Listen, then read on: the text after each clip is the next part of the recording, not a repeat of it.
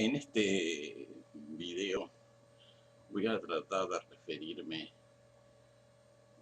al origen de los hidrocarburos. Es otro video dedicado a temas geológicos que voy a seguir desarrollando en el futuro.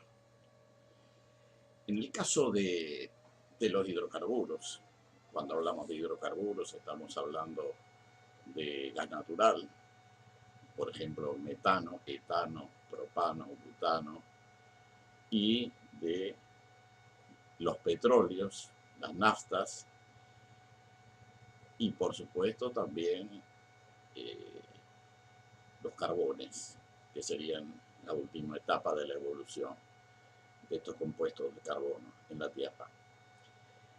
Digamos que el carbono, que es el compuesto esencial de los hidrocarburos, es el sexto elemento más común en el universo. Y no solo es el sexto más común en el universo, sino también en el sistema solar.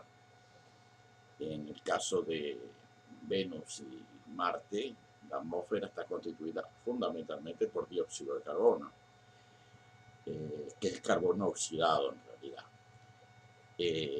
En Titán, el metano constituye una parte esencial de la atmósfera. En Titán, en un satélite de Saturno, ¿no? Y se evapora, se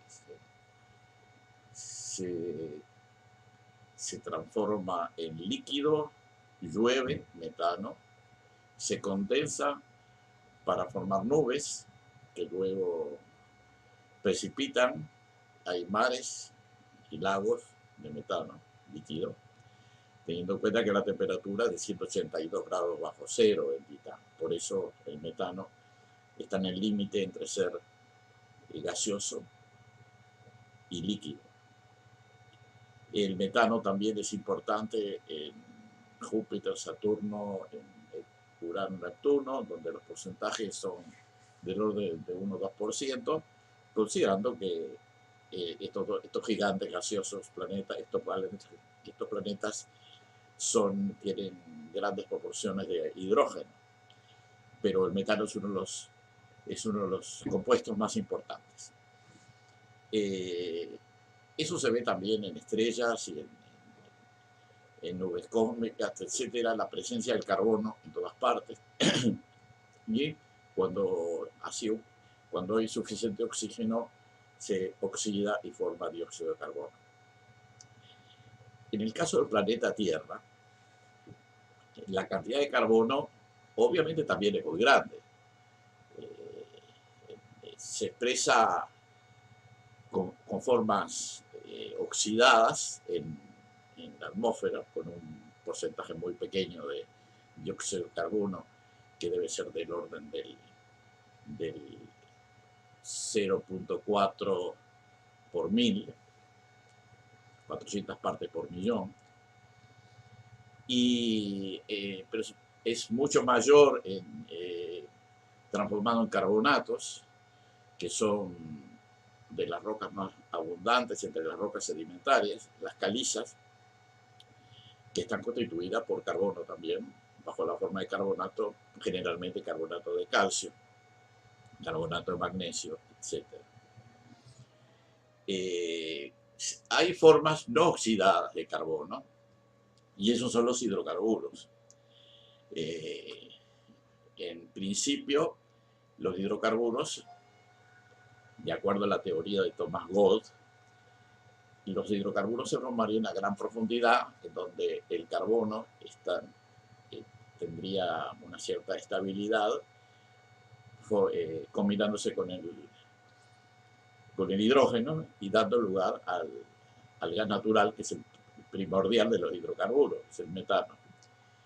A 300, 200, 100 kilómetros de profundidad, el metano se formaría, de acuerdo a Thomas Gold, y tendería a ascender, excepto que no puede porque hay masas rocosas arriba de ella que le impiden subir. Pero si hay fracturas, si hay condiciones de algún tipo que le permiten ascender, entonces asciende.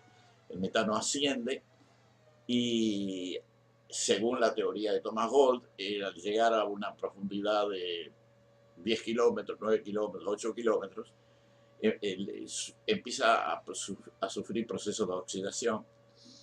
En gran parte, según Thomas Gold, repito, debido a la presencia de hipertermobacterias, que lo que hacen es alimentarse de metano, oxidarlo usando el oxígeno que hay en óxidos y sulfatos en las rocas, y entonces el metano se va transformando en primer lugar, en compuestos con menos hidrógeno y más ricos en carbono, como por ejemplo el etano, el propano, el butano y otros compuestos que tienen menos hidrógeno y más carbono, y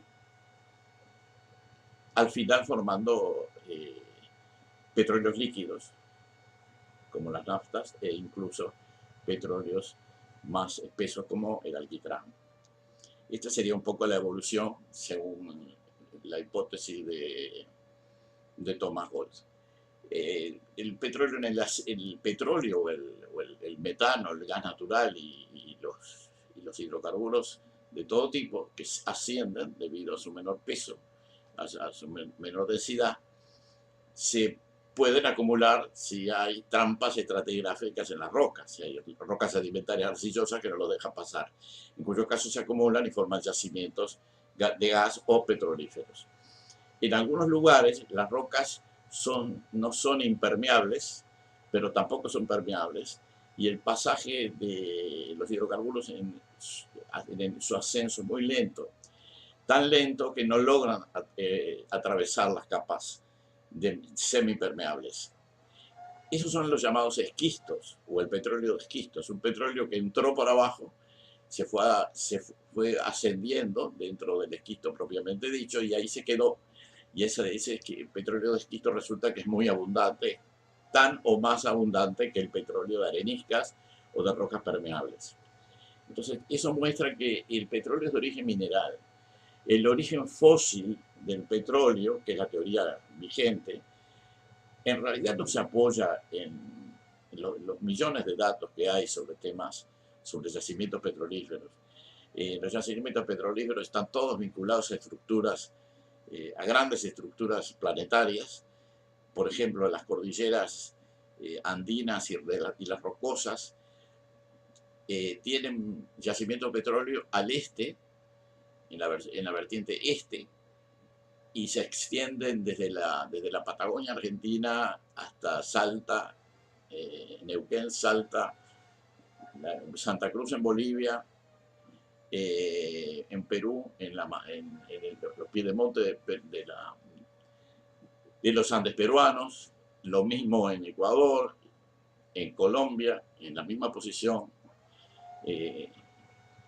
geológica, y en Venezuela, donde los Andes tienen dar una vuelta muy, muy extraña, que hace que en Venezuela hay yacimiento de petróleo en varios lugares, desde el Orinoco hasta el lago Maracaibo. Eso sigue en el norte, y en México, al este de las regiones montañosas y mesetas, también se encuentran yacimientos de hidrocarburos, y hacia el norte, tanto en Texas como Oklahoma, etcétera, hasta llegar a Alberta en Canadá, veremos que hay una tendencia de que los yacimientos de hidrocarburos se encuentren al este en toda la estructura planetaria.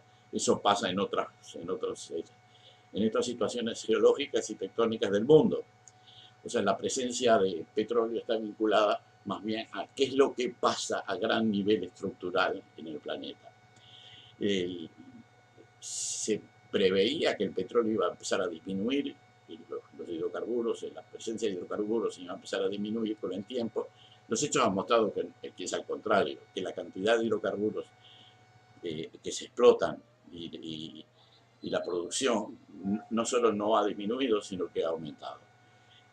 Obviamente no quiere decir que va a seguir siendo igual de fácil, porque obviamente va a haber problemas para acceder en algunos casos. No es que no haya, sino que va a haber más dificultad para encontrar los yacimientos y explotarlos, pero en general eso todavía no ha ocurrido.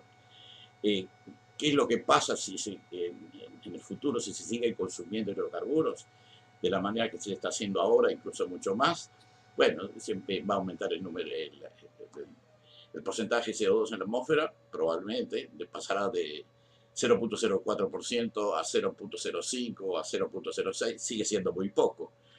Y va a disminuir un poco la cantidad de oxígeno ligeramente. No va a haber grandes cambios entonces que se puedan notar desde ese punto de vista.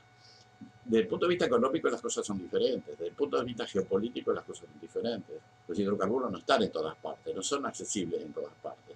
Hay lugares donde son mucho más fácilmente accesibles y hay mayor cantidad y hay mayores acumulaciones, como es el caso del Golfo Pérsico. Y allí los volúmenes de gas y de petróleo son muy grandes y por eso la explotación principal a nivel planetario se ocurre allí.